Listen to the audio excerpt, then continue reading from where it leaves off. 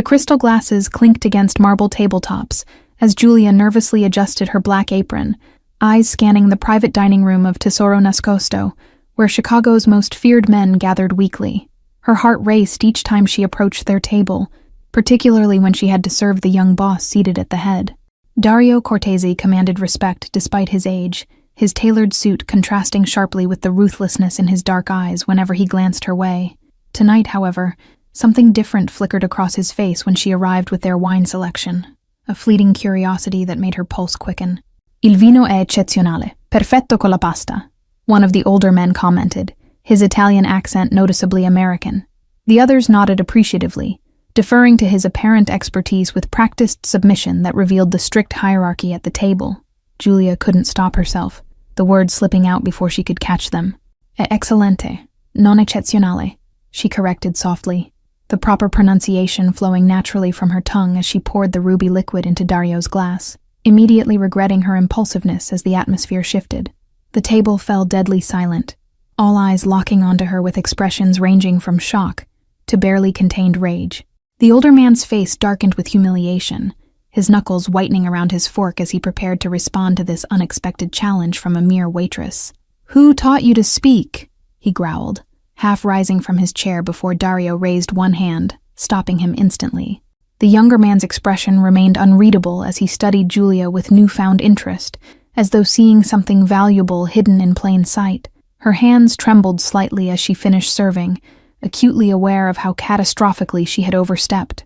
Years of hiding her linguistic talents shattered in a moment of carelessness that might cost her everything, especially in a restaurant known for catering to powerful clients. Dario took a slow sip, eyes never leaving hers as the wine touched his lips. When he finally spoke, his voice was velvet and steel combined. "Your manager mentioned an American waitress. He failed to mention your other qualities that clearly deserve more attention." "My apologies, sir," Julia whispered, desperate to undo her mistake. "I meant no disrespect. I simply—" She stopped as Dario raised a single finger to silence her, the gesture more effective than any shout could ever be in commanding absolute obedience. "Where did you learn to speak Italian so fluently?" he asked, his question carrying the weight of command rather than curiosity. The other men watched with predatory interest, sensing something unfolding before them that might provide evening entertainment. "My grandmother," she answered truthfully, fighting the urge to run. "She was from Florence and insisted I learn properly." Julia backed away slowly, hoping this small confession would satisfy him enough to let her escape the dangerous attention she'd drawn. As she turned to leave, his voice halted her again. "Stay behind after we finish," Dario instructed casually, as though discussing the weather. "I'd like to continue our conversation about your linguistic talents." His tone left no room for refusal, sending chills down her spine. The next 2 hours passed in a blur of anxiety as Julia served the remaining courses. Each returned to their table more terrifying than the last. The men's business discussions switched seamlessly between English and Italian, with occasional words in what sounded like Russian, or possibly Ukrainian. When they finally departed, each nodding respectfully to Dario on their way out, Julia considered fleeing through the kitchen. The thought of her mother's medical bills quickly crushed that fantasy, forcing her to approach the table where he waited alone with dangerous patience. Dario gestured to the chair across from him, his expression unreadable in the dimmed restaurant lighting. "Sit," he commanded, filling a second glass with the remaining wine. "I have a proposition that might interest a woman of your particular talents that are clearly wasted in this establishment." Julia's small apartment greeted her with familiar shadows as she unlocked the door at 2 a.m., her mind still reeling from Dario's unexpected offer. The medicine bottles lined up on the kitchen counter reminded her why she couldn't simply ignore him, each one representing another impossible bill she struggled to pay. Her mother slept soundly in the bedroom they shared, the rhythmic wheeze of her breathing a constant reminder of the illness slowly consuming her. Each pill represented another shift Julia needed to work, another day of watching her mother fade while specialists shook their heads and mentioned treatments they couldn't afford. She slipped off her shoes and collapsed onto their worn couch, pulling Dario's business card from her pocket. The embossed letters caught the moonlight streaming through their thin curtains, making his name seem to glow with ominous significance that both frightened and oddly fascinated her. 3 days to decide, he had said, his eyes never leaving hers as he outlined what he wanted. A translator who could move invisibly through social circles, catching conversations not meant for American ears. Someone who appeared harmless but understood everything, reporting directly to him during international negotiations. Julia traced her finger over his phone number, considering the implications of his offer. The salary he mentioned would cover her mother's treatment entirely, with enough left over to move them somewhere better than this crumbling building with its constant noise and unreliable heating that worsened her mother's condition. Her language skills had always been her secret weapon, a gift from the grandmother who raised her while her mother worked 3 jobs.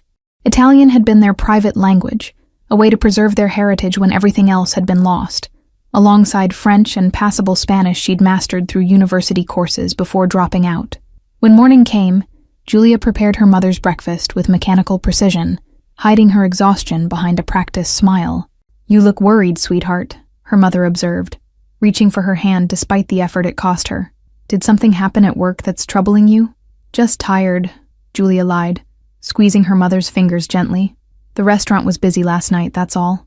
She couldn't bring herself to mention Dario, or how his dark eyes had followed her every movement after the others left, assessing her value like a rare acquisition. The hospital called midway through breakfast, the specialist's secretary politely reminding them about the outstanding balance. Julia assured the woman they would pay soon, the practiced lie bitter on her tongue as she watched her mother pretend not to hear the conversation about money. Her phone chimed with a text from an unknown number, just as she finished washing the dishes. "My driver will collect you at noon for lunch," it read. Not a request, but a command. "We have matters to discuss that shouldn't wait for your decision deadline." The sleek black car appeared precisely at noon, its tinted windows concealing whoever waited inside. Julia hesitated on the sidewalk, knowing that entering meant crossing a boundary she could never uncross, yet seeing no alternative that wouldn't end with her mother suffering. The driver opened the door to reveal Dario sitting alone in the back seat, his casual elegance somehow more intimidating than the formal attire from the previous night. "I hoped you'd come," he said simply, gesturing to the empty seat beside him. "We have much to discuss about your future."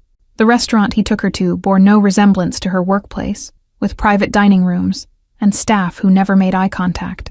Julia fidgeted with her simple dress, acutely aware of how out of place she appeared in this world of casual luxury and whispered conversations. "Your circumstances," Dario began after ordering for them both without consultation, "are not unknown to me. Your mother's condition requires specialized treatment. Treatments your current employment cannot possibly cover, regardless of how many double shifts you work.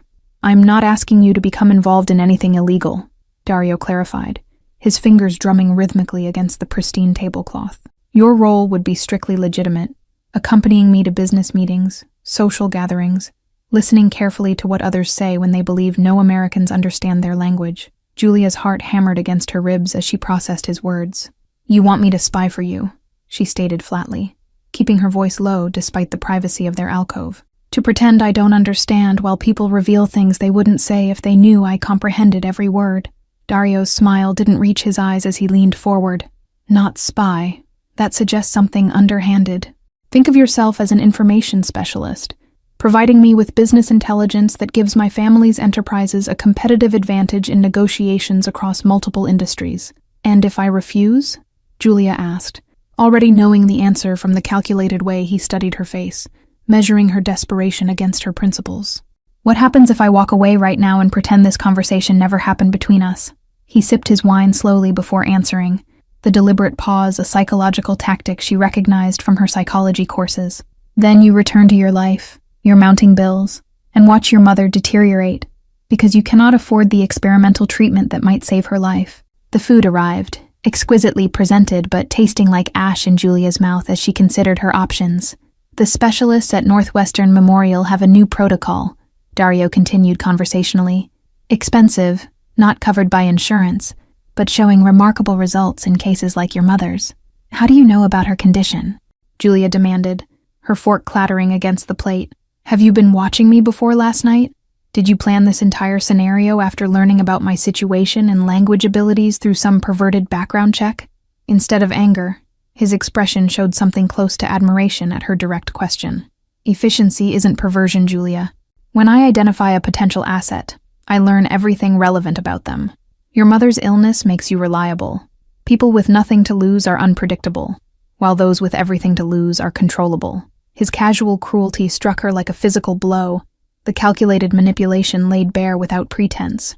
You'd use my mother's suffering as leverage to ensure my loyalty? What kind of monster thinks that way about another person's pain and vulnerability? The kind who can ensure she receives treatment unavailable to ordinary citizens, Dario replied without hesitation, sliding a folder across the table. This contains the details of her current condition, the experimental protocol, and the specialists willing to see her immediately upon my recommendation. Julia's hands shook as she opened the folder, scanning medical terminology that matched exactly what her mother's doctors had described as the ideal but impossible treatment option. This doesn't make sense. Why me? You could hire professional translators, people with credentials and experience. Professionals are noticed, Dario explained, watching her closely. You have a natural gift for languages and an unremarkable appearance that allows you to blend into backgrounds. People underestimate you, which makes you perfect for what I need. Someone who can move through rooms unnoticed while catching everything. His assessment stung despite its accuracy, reminding Julia of how often she'd been overlooked throughout her life. You want an answer now, don't you? This lunch isn't about giving me time to consider your offer. It's about forcing an immediate decision while showing me exactly what's at stake. 3 days was a courtesy I'm withdrawing, Dario confirmed, checking his watch with deliberate casualness. My schedule has accelerated unexpectedly. There's a gathering tonight where your skills would prove immediately valuable. You begin this evening, or the opportunity disappears permanently. The reality of her situation crashed down around Julia, her mother growing weaker daily, the unpaid medical bills, the looming eviction notice she'd hidden in her dresser drawer.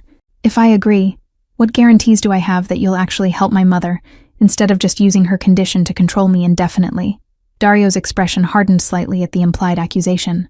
I've arranged for her transfer to Northwestern tomorrow morning regardless of your decision. Consider it a gesture of good faith, though continued treatment will depend entirely on our arrangement remaining satisfactory to both parties. The mansion on Lakeshore Drive loomed before them like a fortress, its windows glowing warmly against the Chicago night. Julia smoothed down the black cocktail dress Dario had sent to her apartment, the silk fabric more expensive than anything she'd ever owned. Remember, Dario murmured as they approached the entrance.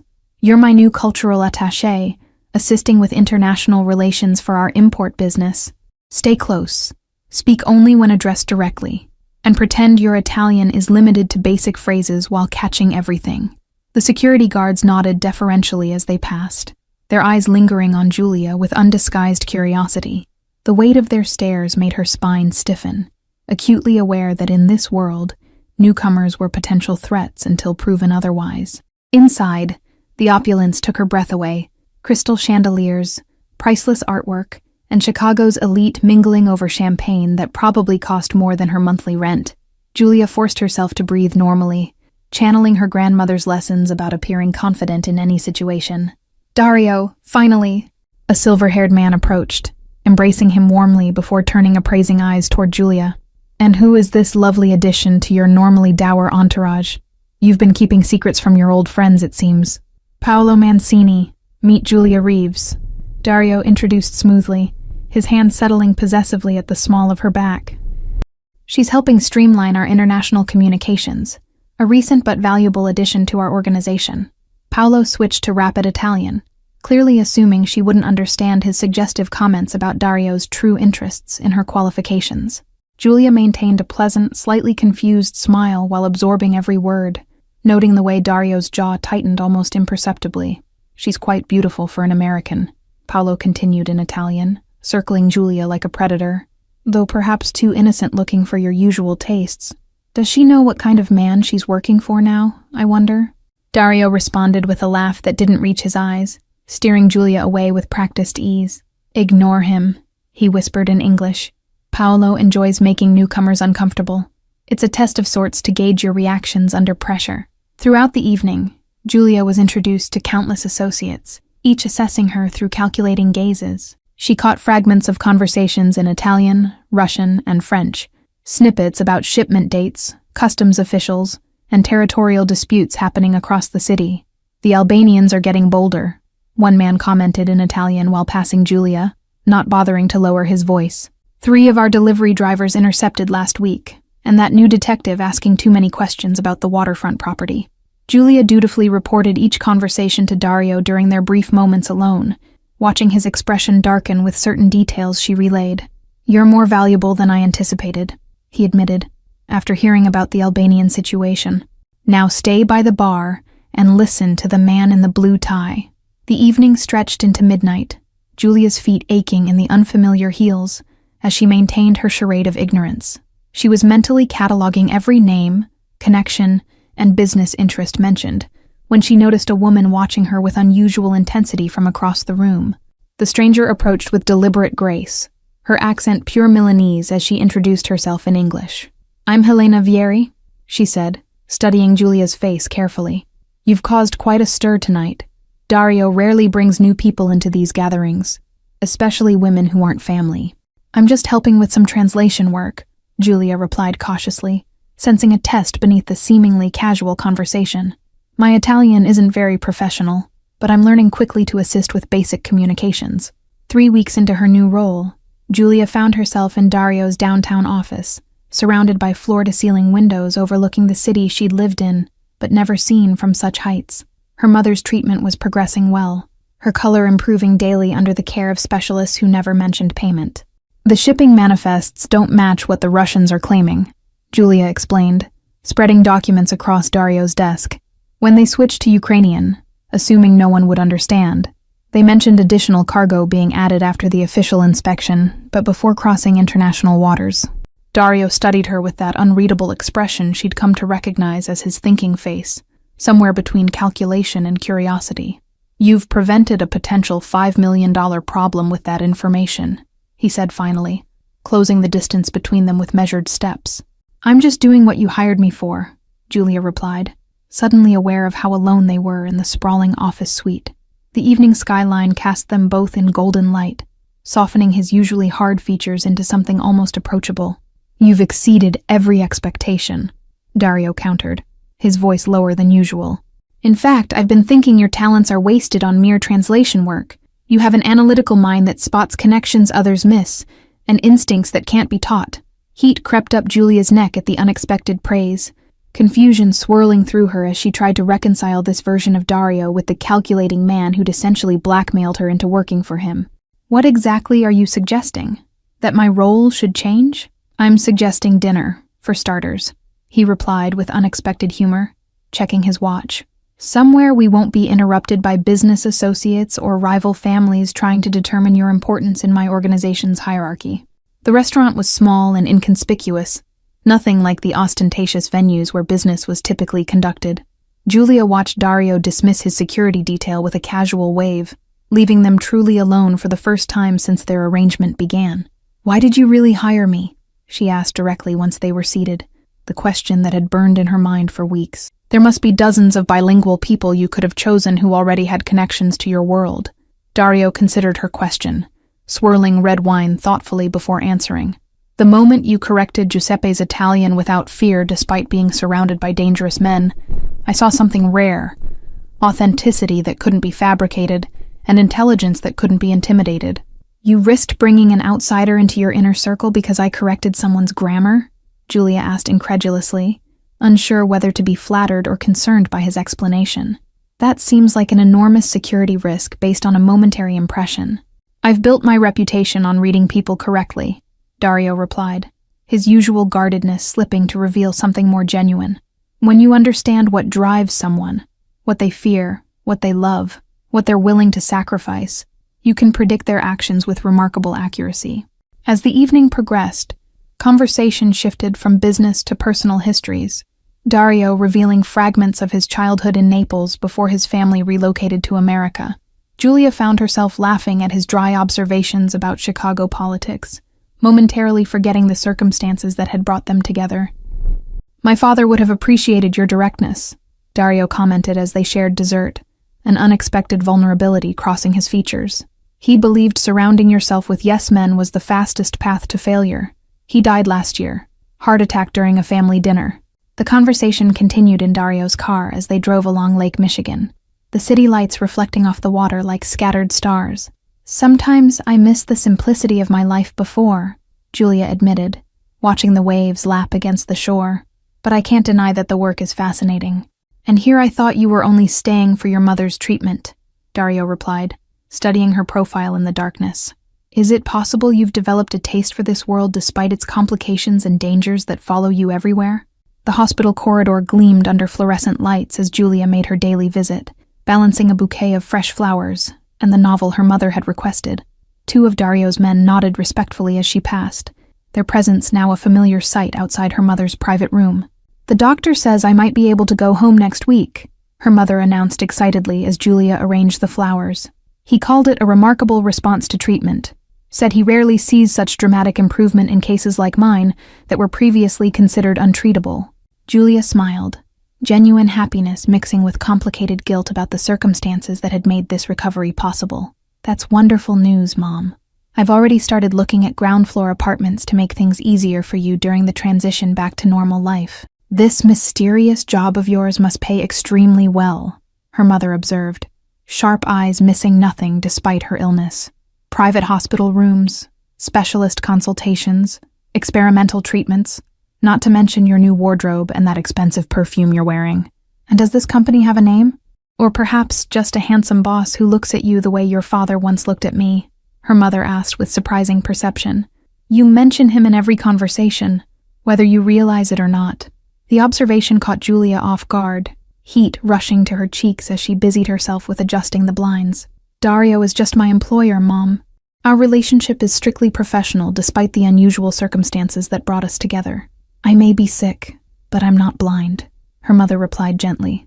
"I've seen how you light up when you talk about him, and I've noticed the way his men protect this room like I'm royalty instead of a retired seamstress with mounting medical bills." The hint of a knowing smile crossed her mother's face as she adjusted her blankets. "Your grandmother always said your gift for languages would lead you somewhere extraordinary, though I doubt even she imagined this particular path." Her voice dropped to a whisper, eyes darting to the door. "These men outside, they carry weapons, don't they? I've noticed the bulges beneath their expensive jackets when they shift positions." Their conversation was interrupted by a soft knock at the door, Julia's heart skipping as Dario himself entered carrying a small gift bag. "Mrs. Reeves, I hope I'm not intruding. I was in the building for a board meeting and wanted to check on your progress personally."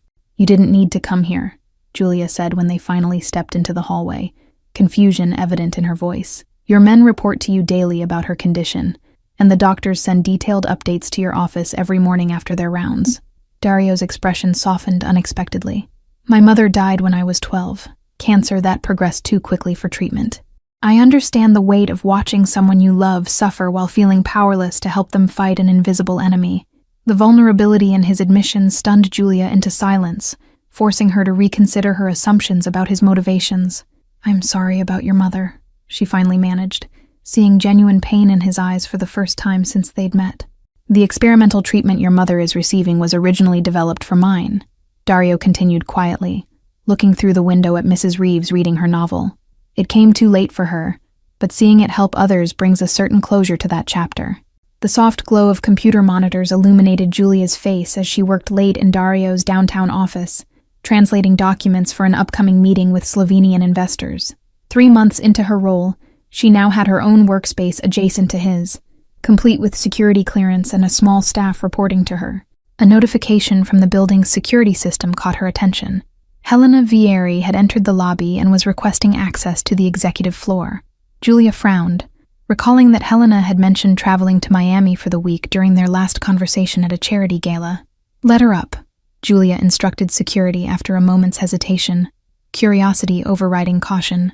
Helena had become something of a mentor during her transition into Dario's world, offering guidance on navigating the complex social hierarchies and unspoken rules of their circle.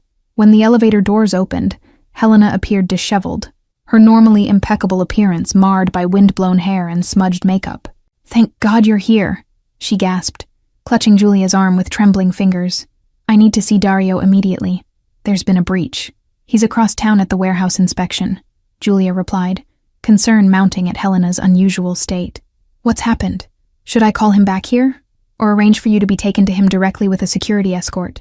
Instead of answering, Helena pushed past her toward Dario's office, heading straight for his computer with purposeful strides.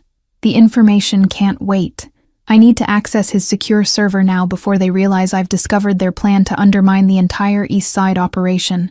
Something in Helena's urgency felt performative, triggering warning bells in Julia's mind as she watched the woman attempt to bypass Dario's security protocols. "Stop," Julia commanded firmly, moving to block her access.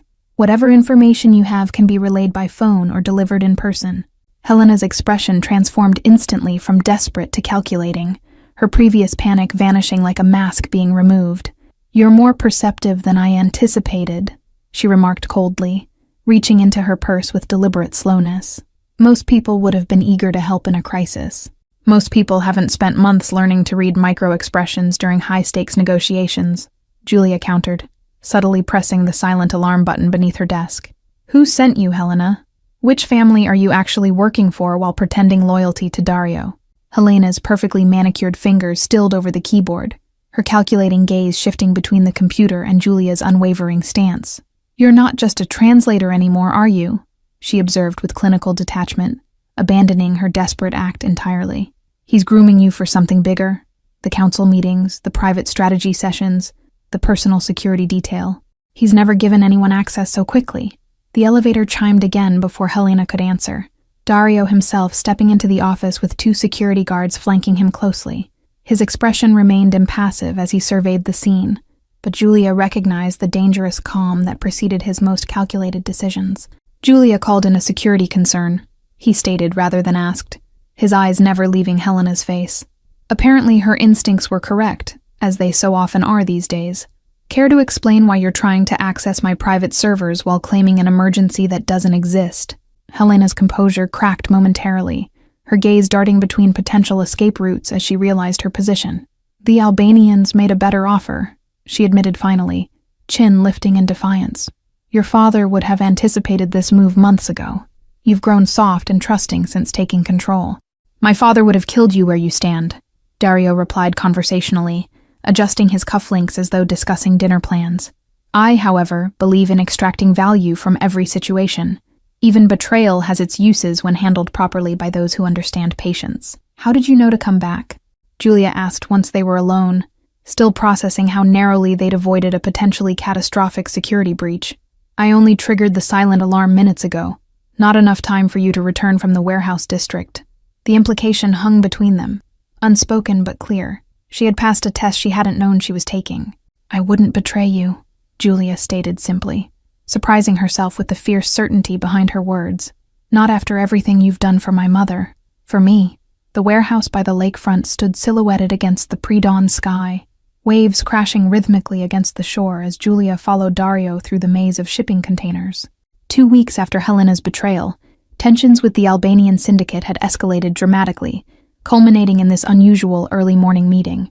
"They specifically requested your presence," Dario explained, his breath forming clouds in the cold air.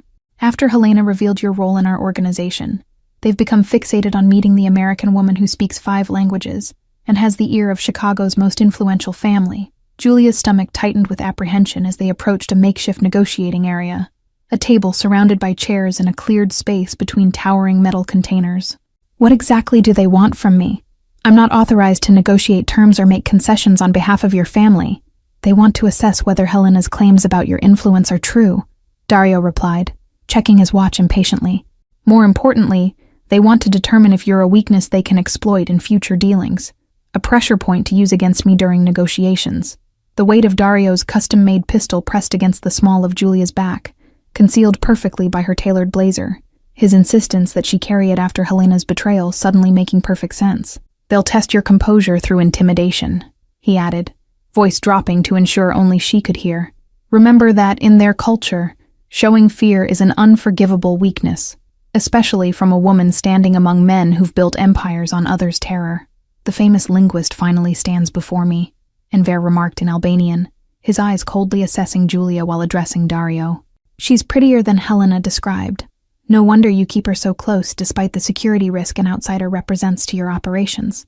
Mr. Cortese speaks highly of your business acumen," she responded in perfect English, playing her role while watching confusion flicker across Enver's face. "I'm merely here to facilitate communication, should any language barriers arise during your important discussions." Enver switched to Italian, then Russian, making increasingly offensive remarks about her presumed relationship with Dario, while watching for any reaction that would betray her understanding. Julia maintained her pleasant, slightly bored expression, periodically checking her phone as though completely oblivious. "Enough games," Dario interrupted finally, his tone deceptively casual despite the tension vibrating through the air. "We're here to discuss territory boundaries and import schedules, not to indulge your curiosity about my staff. Shall we proceed with actual business?" The negotiations proceeded tensely for nearly 2 hours, Julia catching every insult and hidden threat embedded within seemingly reasonable proposals from the Albanian side. When Enver's lieutenant suggested a private sidebar discussion in Serbian, assuming no one would understand, she made her move. "Perhaps you should reconsider discussing assassination plans in front of the target," Julia suggested in flawless Serbian, watching shock register on the men's faces, especially when the warehouse security cameras are recording every word for evidence purposes. The atmosphere transformed instantly, hands moving toward concealed weapons as Dario's security team stepped forward from the shadows. "You understand our language perfectly," Enver stated, anger and grudging respect warring in his expression. "Helena was right about your capabilities, if not your loyalty." "Helena underestimated many things," Dario commented mildly, his relaxed posture belying the dangerous edge in his voice, "including Julia's commitment to our organization and my willingness to anticipate betrayal from all directions, including this meeting that you believed was secret. My loyalty isn't for sale," Julia stated firmly, meeting Enver's gaze directly for the first time. "And threatening my family is the fastest way to ensure I'll personally ensure every word you've spoken reaches the appropriate authorities, complete with audio evidence from the recording device in my bracelet." The standoff stretched for several breathless seconds before Enver nodded almost imperceptibly, a new respect evident in his assessment. "I withdraw my previous suggestions," he conceded, switching back to English. "Perhaps we can return to legitimate business matters that benefit both our organizations." Sunset painted Chicago's skyline in brilliant oranges and pinks as Julia stood on the balcony of her new apartment, the lake stretching before her like a second sky. 6 months had transformed her life completely, from struggling waitress to essential advisor in Dario's expanding empire of legitimate businesses. Her mother thrived in the adjacent apartment, her health stabilized by the experimental treatment that had succeeded where conventional medicine failed. The connecting door between their spaces gave both women the independence and proximity they needed during this transition to their new reality. "Admiring the view again?" Dario asked, joining her with 2 glasses of champagne. "Though I suppose it hasn't lost its appeal, after all these months of calling this place home, instead of that crumbling building where I first found you." Julia accepted the glass, their fingers brushing briefly in a contact that no longer felt accidental. "Sometimes I still can't believe how much has changed since that night at the restaurant, when I corrected Giuseppe's Italian and nearly got myself killed for linguistic perfectionism. One of my better investments," Dario remarked with the hint of a smile that had become more frequent in recent weeks. "Though Helena and the Albanians might disagree, considering how thoroughly you've helped dismantle their operations through strategic interpretation during negotiations." The mention of Helena still stung slightly, the betrayal a harsh lesson in the realities of the world she now inhabited. "Have you heard anything about where she went after the authorities finished questioning her about the Albanian connection? She seems to have disappeared completely. Some questions are better left unanswered," Dario replied enigmatically, his expression revealing nothing as he surveyed his city below.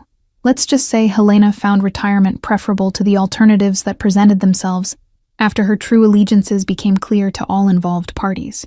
Julia understood the implication, but chose not to press further, having learned when to seek information and when to accept strategic ambiguity in her new role. The legal team finished restructuring the import division this morning. "We're now fully compliant with all federal regulations."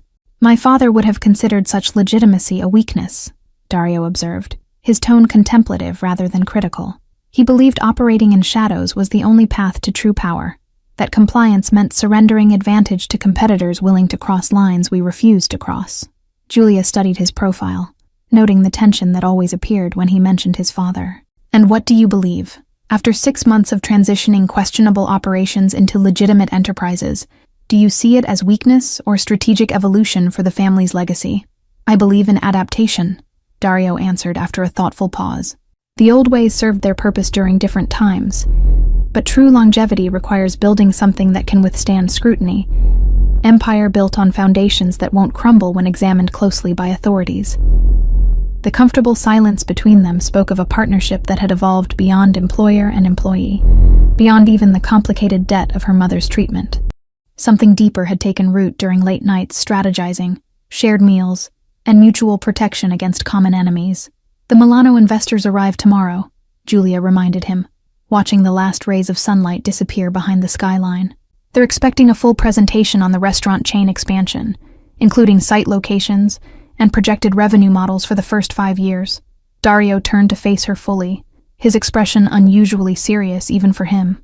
Before they arrive, there's something we need to discuss.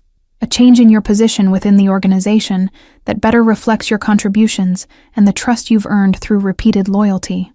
Julia's heart quickened at his tone, uncertain whether to expect promotion or dismissal after successfully completing the transition to legitimate operations. "I'm listening," she replied carefully, maintaining the professional composure that had become second nature. "You've moved beyond translator or advisor," Dario continued, his eyes never leaving hers. "The family council met yesterday and unanimously agreed that you should be offered partnership status, equal decision-making authority, profit sharing, and permanent protection regardless of your answer." The offer stunned her into momentary silence, its implications cascading through her mind. "Partnership means there's no walking away," she finally managed, understanding exactly what was being offered. "It means I'm choosing this life permanently, with all its complications and consequences. It means choosing us permanently," Dario corrected softly, the distinction subtle but significant as he closed the distance between them. "The professional aspects are merely formalities documenting what we both already know. You belong here, with the family, with me." The kiss that followed felt inevitable, months of tension resolving in a single moment of clarity as Chicago's lights blinked on beneath them. Julia's new reality crystallized in that embrace, not a victim of circumstance or reluctant employee, but a woman who had found unexpected strength in dangerous waters. "I should warn you," she murmured when they finally separated, a smile playing at her lips. "Accepting a partner who corrects your Italian might lead to linguistic debates during business negotiations when you least expect them." Dario laughed, the sound still rare enough to feel like a victory. "I'm counting on it," he replied, pulling her close as night fell completely over the city that had transformed from her prison to her kingdom. Some corrections change everything for the better, even when they seem dangerous in the moment. Thank you all for following this story. If you're enjoying it, write in the comments where you're watching from, and don't forget to like, subscribe, and share the video, as your support is important for me to continue creating content here.